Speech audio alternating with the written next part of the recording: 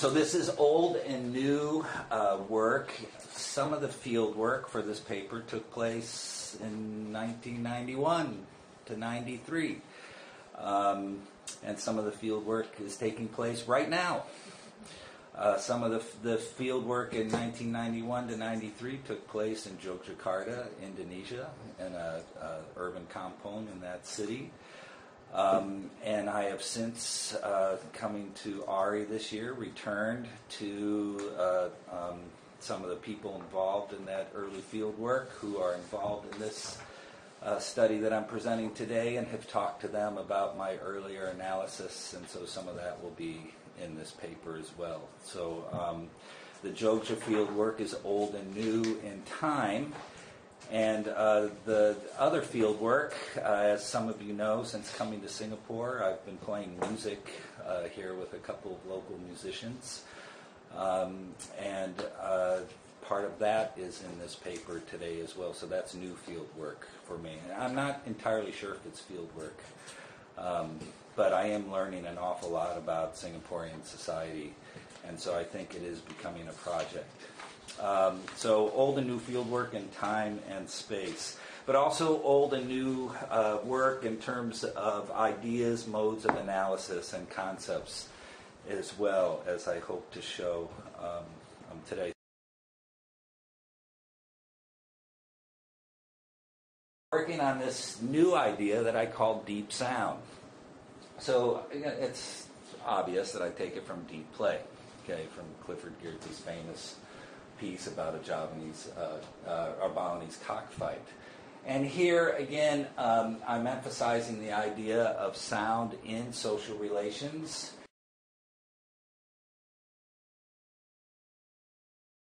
One of the things that I've been very interested in exploring in nearly all my work is not just describing social relationships as they exist, but the action that takes place. And so I've been very interested in exchange, okay? What people do in the intercourse of social relations. How do social relations circulate, and how are they maintained through modes of exchange? And so I began to look at sound as a manner in which this occurred.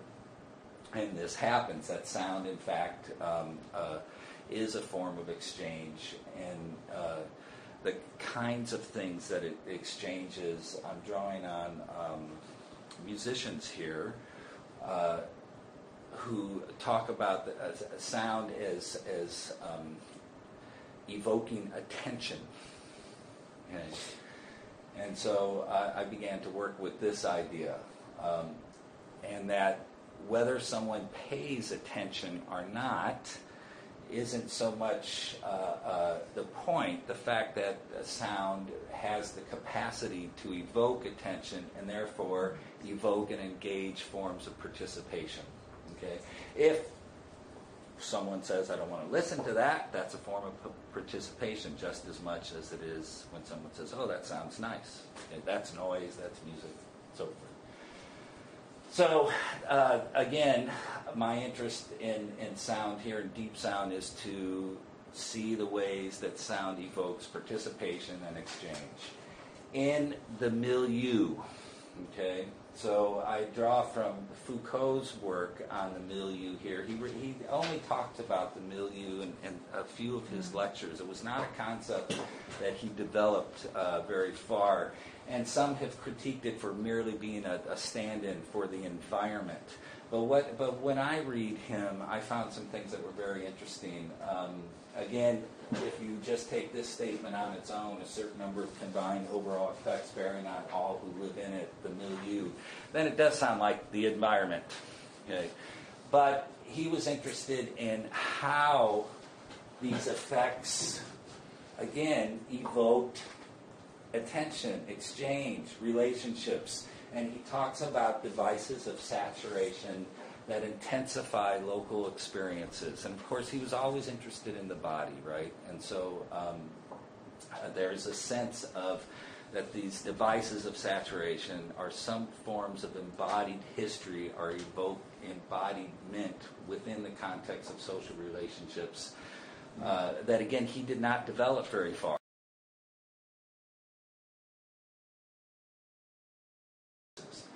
So deep sound for me is a device of saturation. It's a point of intensification and local experience. 2 examples today to kind of lay out this groundwork and see if any of this works. Kroncong music in a Javanese neighborhood, blues and beat music in Singapore guitar shops was the event. Now this is the band that played for about a month across the street from where Jan and I lived in this neighborhood for about a little less than 2 years, 14 months or so. And this band appeared on the front porch of a man's house who had just moved into the neighborhood, like Jan and I, almost about the same time, he with his family as well. And these guys played every night for about a month, and then it stopped.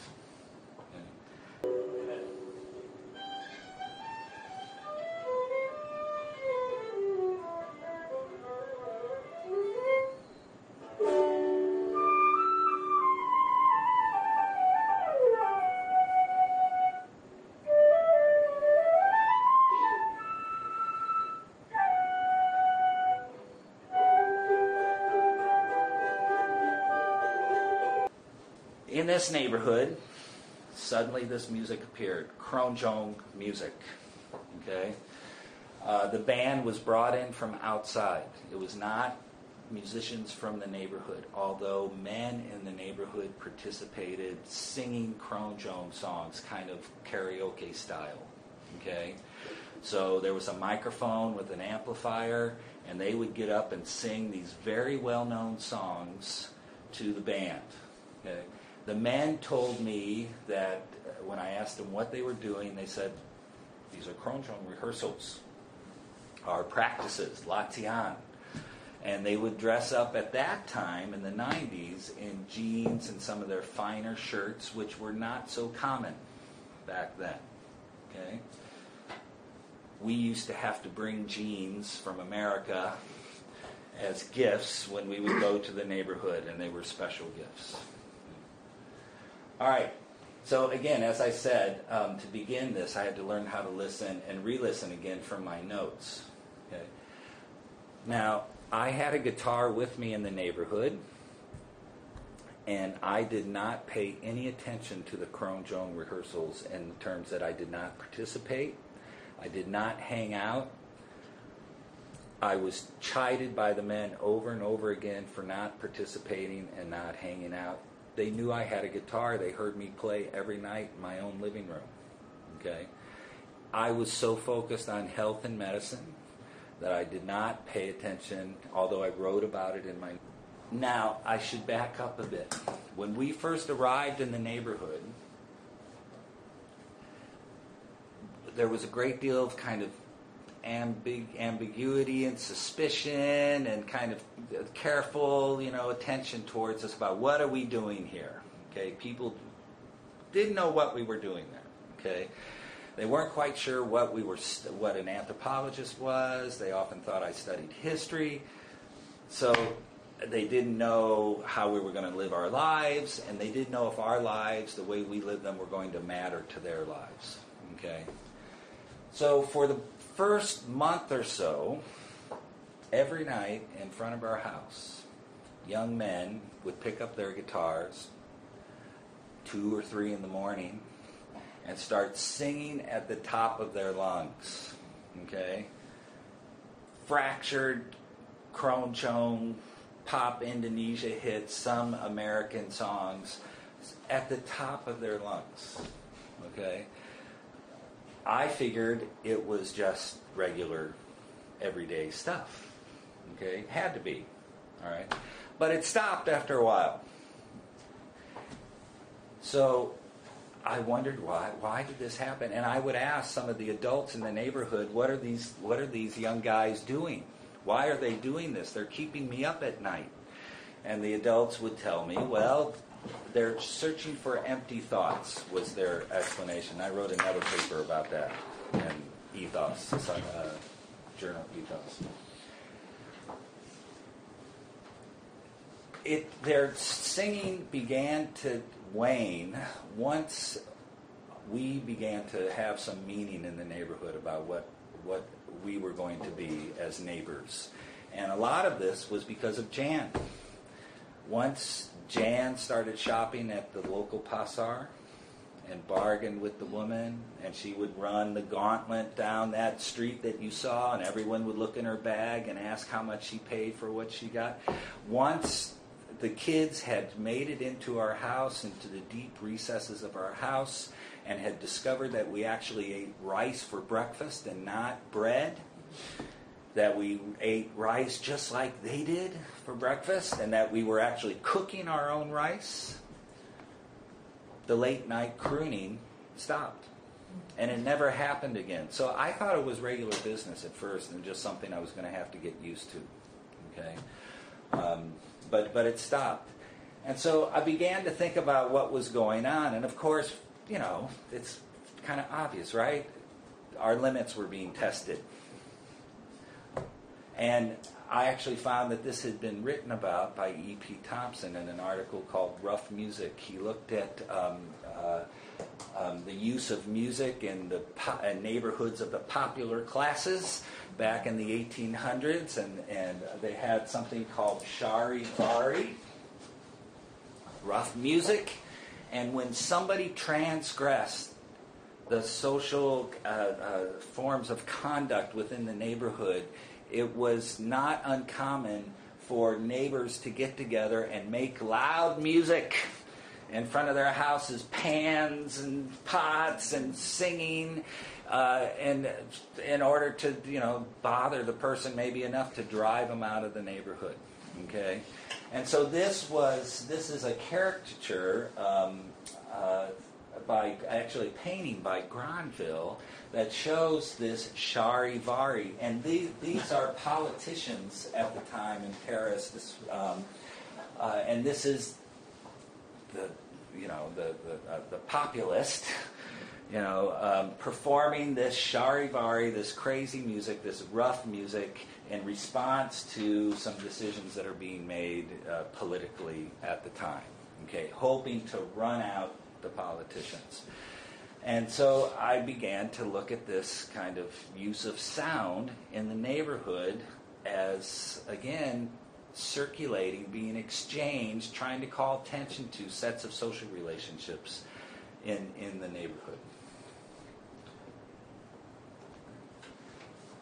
Again, this is the kroncong instrumentation, and it ranges from being learned and played in very formal concert settings to hanging out at the Waterham coffee shop and drinking tea and coffee and other things, arak and wine and stuff, and playing kroncong. Okay. Here are some reasons why they may have chosen kroncong.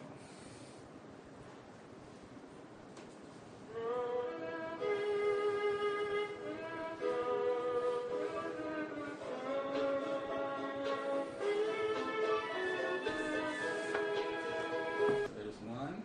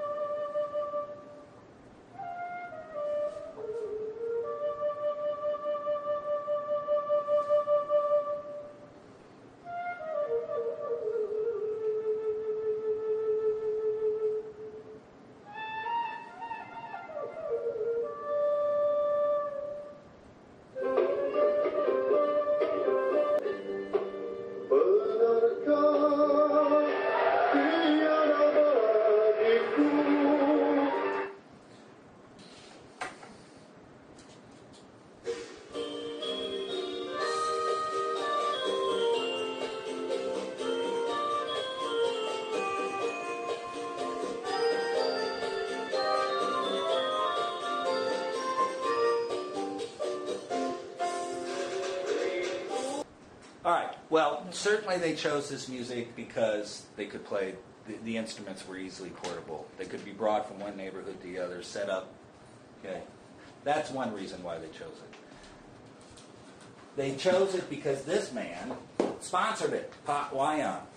Okay, the guy who lived across the street from me. He and his family moved in with Jan and I. They were strangers to the neighborhood, just like we were. People were just as apprehensive of him moving in as they were of Jan and I, just in different ways. Okay? The neighbors were really concerned just as much as they were with Jan and I about his neighborliness and what it was going to be like, what the quality of his family's neighborliness was going to be. He fancied himself a man of modernity. He made wayang puppets for the tourist trade. He learned how to make these shadow puppets as a young man. He was a guide in the 70s to Western travelers who came to Georgia to visit this tourist city. Okay? He learned a little bit of English. He's a rough and tumble kid who kind of grew up on his own as a young, youthful guide, and then found out that maybe he could make a little bit more money selling the puppets that people seemed to come look for. And in fact, he changed the color of the puppets to reflect colors that he thought were more in style these days, mauves and, these different shades of brown rather than the classic red, black, white, and gold. Okay? He wore a black leather jacket. He had his blue jeans. He made a little money, had a little pencil-thin mustache, and he was a man of modernity in the neighborhood. Okay? He was clearly involved in the kind of circulation of consumption that many of the men in the neighborhood did not have access to for a variety of different reasons. Okay? Now, if I would have just looked at kroncong, when these guys asked me to write this paper, if I would have just stayed at the representation level, okay, I would have, from those three examples that I showed you, I could have talked about, kroncong has this sense of emotion and, human irony of love. It's, both hurts and it's beautiful. That love is like a rose. It smells great, but it pricks you, at the same time. It's full of longing and lament, has this, the voices quaver, the music can be very sad, it draws people to tears. It also represents a cosmopolitan urban history. It often uses pastoral images, especially in the karaoke versions of it, but also in the lyrics. One of the most famous songs, Bengawan Solo, is all about the countryside and the river that takes the people from Solo down the river out to the trading ships and away into some other trade, into the trade world. It's an interesting song, actually. It's the music associated with the rise of the Indonesian nation state. It is the music that there were discussions about which music to use to represent the Indonesian state. Gamelan was in the mix, but it was too Javanese. Okay, kroncong, because of its otherness, because of its lack of ethnic identity, its association with urban history, and it became the music of choice, and it still remains the segue music into the national news. Okay, on the radio, the news is coming when kroncong music suddenly starts to play. It has this nostalgia for the past. You saw in the lyrics there, the lyrics that you saw momentarily, Rindu, to long for the pastoral countryside, to long for a simpler life, a life that is not modern. So it sets up the contrast, at least. Okay? It embodies this syncretic sense of Indonesian modernity. Okay? Especially the syncretic urban history of Indonesian modernity. All right? But it also has, as you saw with the song for Anna, something going on in terms of gender. And I hope you can see this.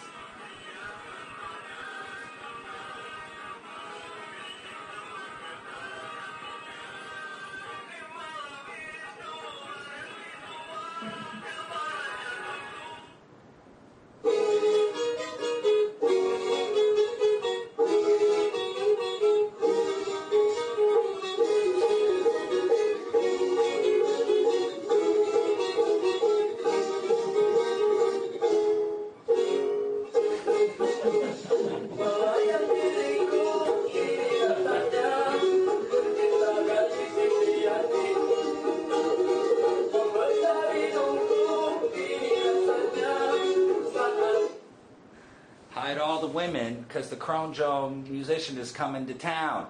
The loose, mobile, unsettled, unmarried, male guy who will take your girl away, your daughter away on the back of his motorcycle, okay, or walk off with her back in the days before motorcycles, okay.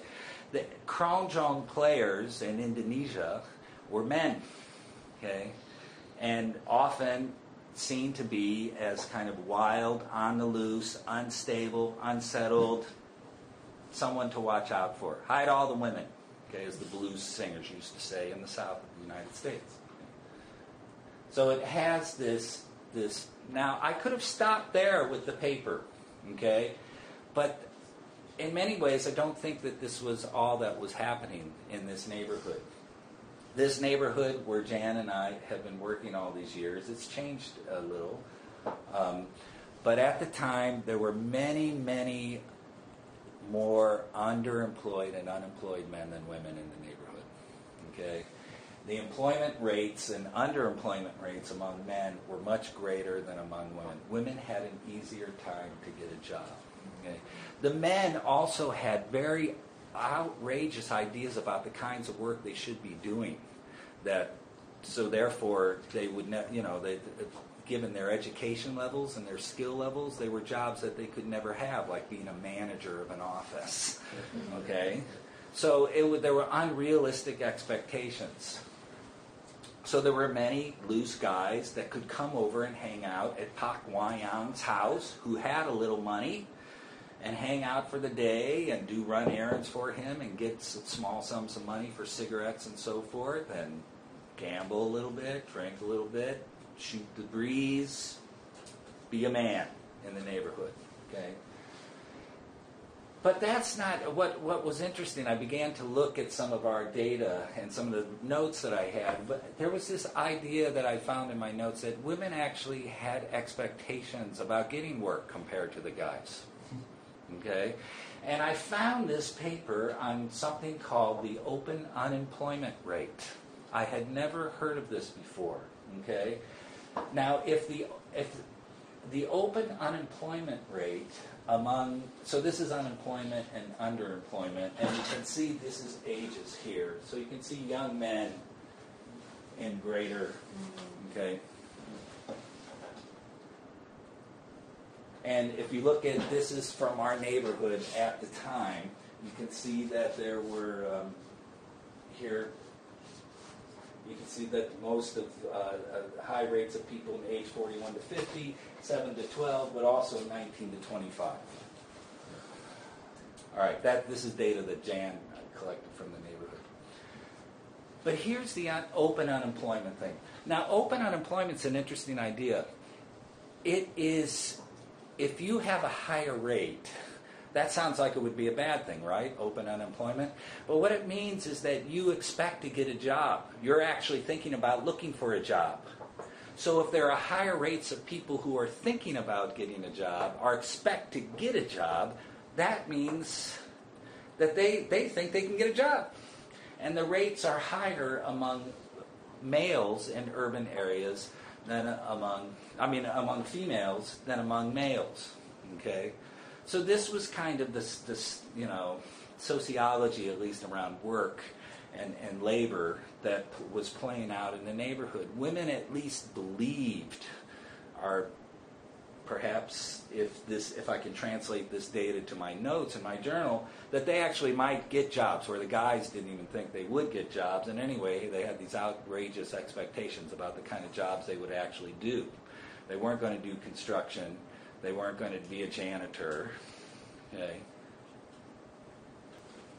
And women had become increasingly the focus of Indonesian development efforts through a women's organization called PKK. All right?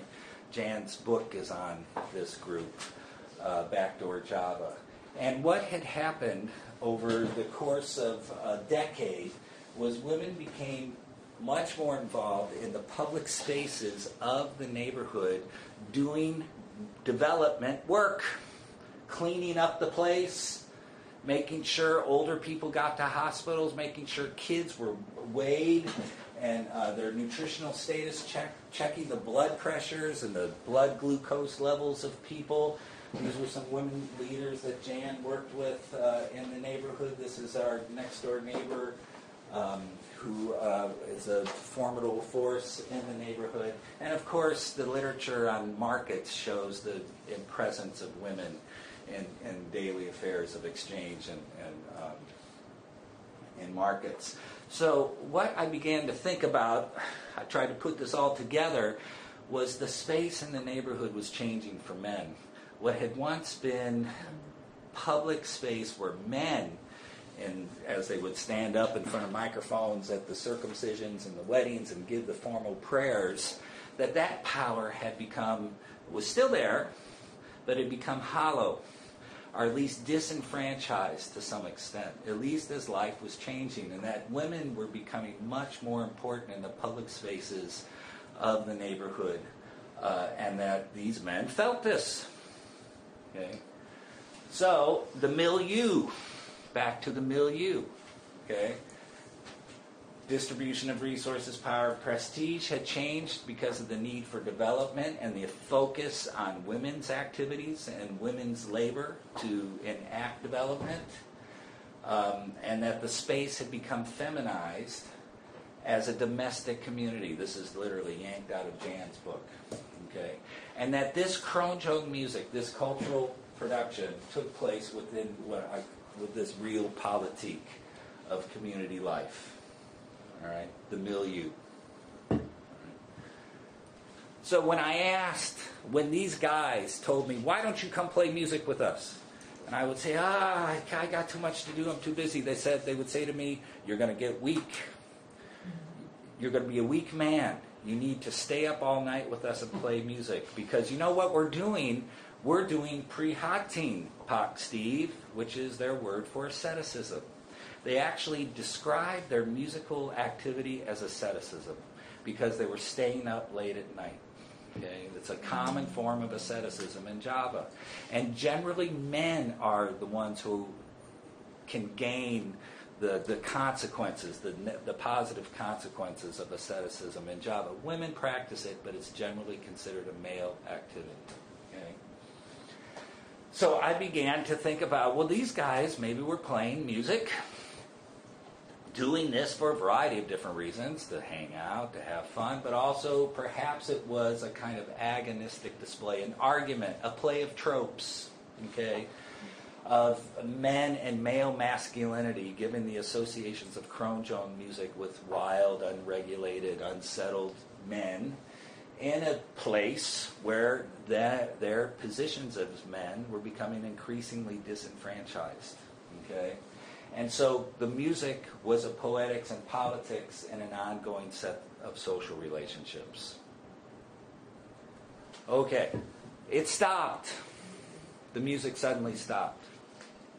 So I asked the guys, why did it stop? They said, it was bosan.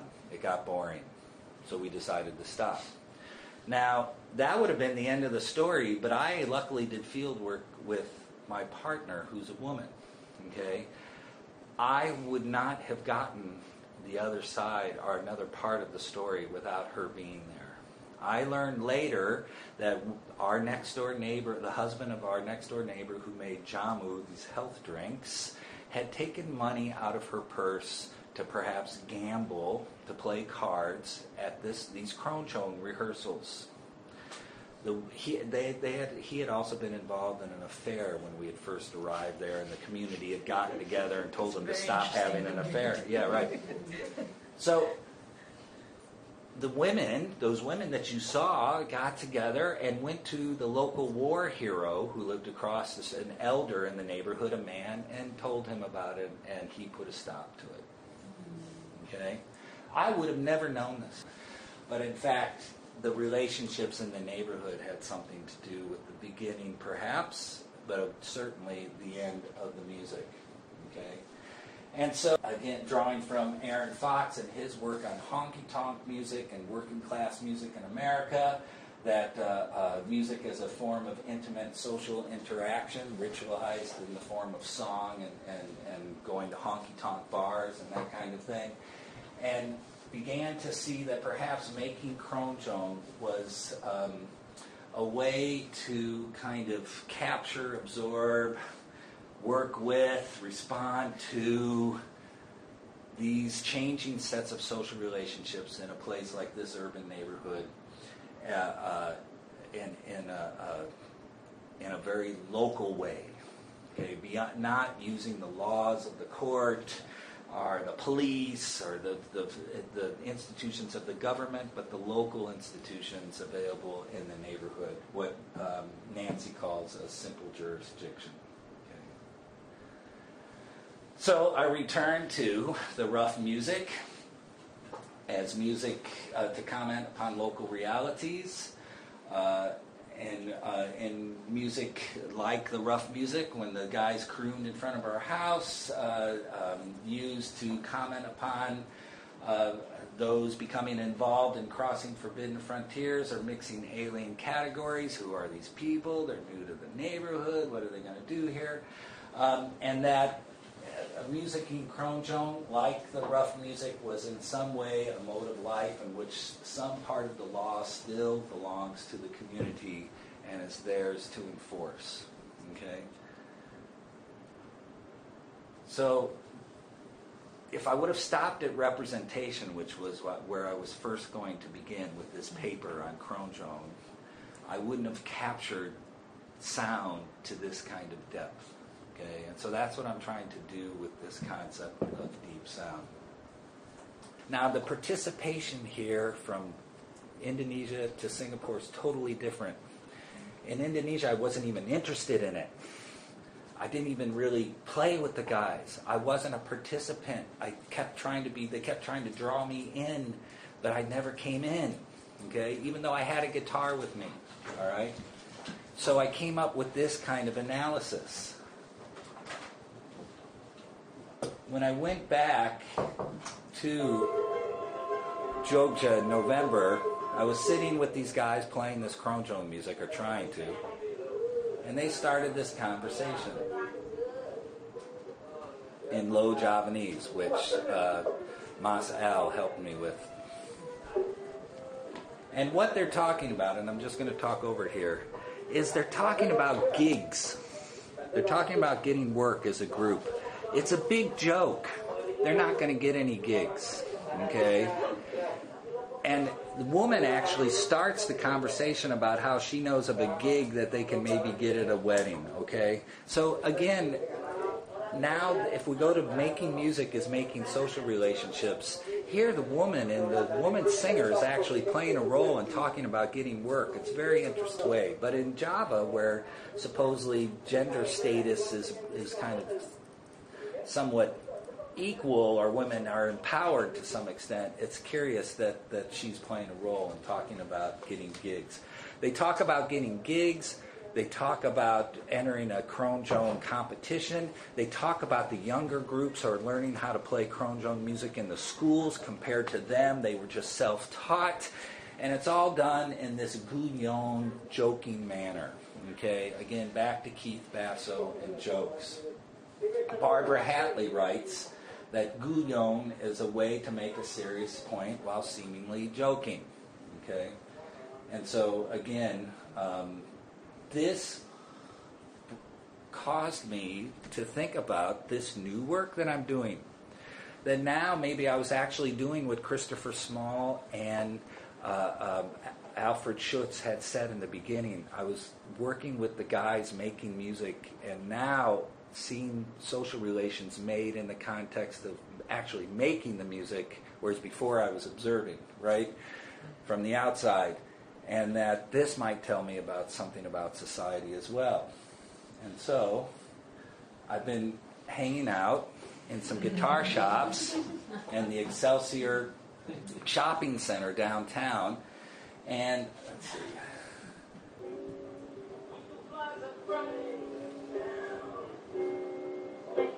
Oh, that's Saturday. Yeah. I know it.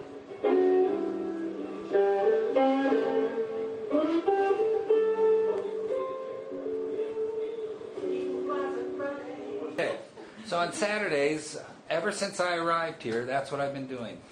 And I've been hanging out with this guy, Keon Lim. Who is this guy?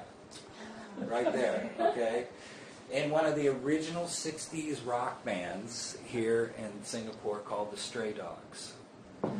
And the Stray Dogs, there were a number of rock bands in the 60s, and several of them were mostly influenced by British pop music at the time. Cliff Richard and the Shadows was huge, okay? But a very smaller group were influenced by American kind of blues and rock and roll, okay? And, again, I can't tell if, the distinctions matter or not at this point. But there were a handful of bands. And this is at the time when, Singapore is becoming Singapore, a nation, okay? And so I met this guy, and he owns this shop along with two other guys, and I began playing music with him on Saturdays just because I played music, okay? But in the course of it, I suddenly became aware I was had an opening to an aspect of Singaporean history that was perhaps a bit unusual. There have been a couple of books written by a local historian. He's not an academic historian, but he's a local fan who's very knowledgeable, Joseph Perrier. His first book, The Legend of Golden Venus, and his second book, Apache over Singapore, that just came out last month. He's written an awful lot about the bands. Who were the bands? Who were the members? What were their influences and so forth. But I realized I was learning through Keon some very kind of different angles on Singapore society then and perhaps now. And so this is kind of what's emerging out of this, and this is what I want to end on today. One, again, my idea about attention. So what drew these guys to Western pop music, to play Western pop music at this time? Okay, they tell me Cliff Richard and the Shadows. The genre was called pop yeah, from the Beatles. She loves me, yeah. That's what it's from. Okay. When I talk to these guys, they tell me that they learned about the music in their families. Keon got his first guitar from his sister's boyfriend. Okay. He came over to the house and he thought it was the coolest thing he'd ever seen. And then his entire family started playing music. Okay. And he wanted to play guitar, but his older brother wanted to play guitar, so he played bass. Right? It also is an insight into a Singapore that has always been, was intensely cosmopolitan at the time, both regionally and globally. Western pop music, I think Ben directed me towards some work on Cambodia. Same kinds of things were happening in Cambodia that were happening in Singapore. Same kinds of influences, same kinds of bands, Indo rock in Indonesia as well. Similar kinds of things. So it wasn't just the West. There were lots of things happening regionally in terms of exchanges and circulations and attention to music. Many of the musicians are self-taught, and they too have the same conversations about then being self-taught and now all the formal taught kids that are coming out, messing up the scene, getting the jobs and all the gigs and all this kind of thing. When these guys talk to me about music, Keon was Singaporean Chinese, raised in an English-speaking household. Okay? They talk about this quite often, about English, Malay, Chinese. It's a huge deal whenever they talk about those days. When they talk about those days, they think that the relationships between ethnic groups were much more relaxed. There was much more mixing. One of the famous guitar players from Singapore at that time, who now lives in London, his name was Jimmy. He actually played with him a couple of weeks ago. Jimmy Apadarai Chua. Okay, so he's got Jimmy, he's got Apadarai, and he's got Chua just in his name. Okay. Now they think things have gotten much more rigid, much more separated. Keon talks about how back in the past, living on the East Coast, you could hear all kinds of music coming out of everyone's house. I could eat food with my Malay friends. Now I can't eat food with them because of this halal thing. And Professor Chua kind of directed me towards perhaps the importance of the Iranian Revolution in the 70s, because this is the time when Keon begins to see some of this rigidity take place. Okay. Playing covers are playing originals. The Stray Dogs are famous because they had just a handful of singles come out, I think 4, but they were all originals. Okay. People come down to the store while I'm there on Saturdays with the original copies of these singles to get them signed. Okay, still. But they were original songs, all right? But nonetheless, there's this constant tension in the talk with these guys about whether you're going to play covers and originals. And Shiva Choi, one of the great singers, blues singers from those days, in a oral history project there's oral histories with these guys all down in the National Museum, already digitized, waiting to be listened to and used. Okay, and he says, the more you sounded like someone else, the greater hero. So there was this sense that you needed to play cover music, but at the same time somehow come up with your own stuff. In the same interview, he says the 60s was a time we had to discover everything for ourselves. So this idea about creativity that is so important today in Singapore, talked about in the past as well. They had trouble playing their music. They could not get gigs. There were several reasons why. But one of the reasons why, first of all, there weren't many places to play. They played on British bases, military bases. They went to Vietnam to play in Saigon sometimes. They went to KL to play. And here in town, they played at the Orchard Hotel. There were several bars and pubs. They had tea dances, okay, which cha-cha music was played at. And these guys entered the scene playing this rock and roll, whether it was Cliff Richard or the Beats and Blues, and totally disrupted the tea dance thing, causing all kinds of problems. And the guys that ran the tea dances apparently hated it, okay? And the audiences didn't like it either, because they had gotten used to the cha-cha, samba, mambo music, and wanted to dance. And these guys were playing stuff that no one could dance to. Okay? But at the same time was Lee Kuan Yew's and the PAP's intense anti-yellow culture campaign. Okay? And I wanted to talk to you about this guy who wrote this book on the culture of excess in Singapore. I think he was an ARI fellow some years ago, or maybe... No, he was in ISIS. Oh, he's in ISIS, okay. It's a very interesting book, and he kind of looks at how the nation state in Singapore, especially under Lee Kuan Yew, really focused on the body as a site of social control, okay?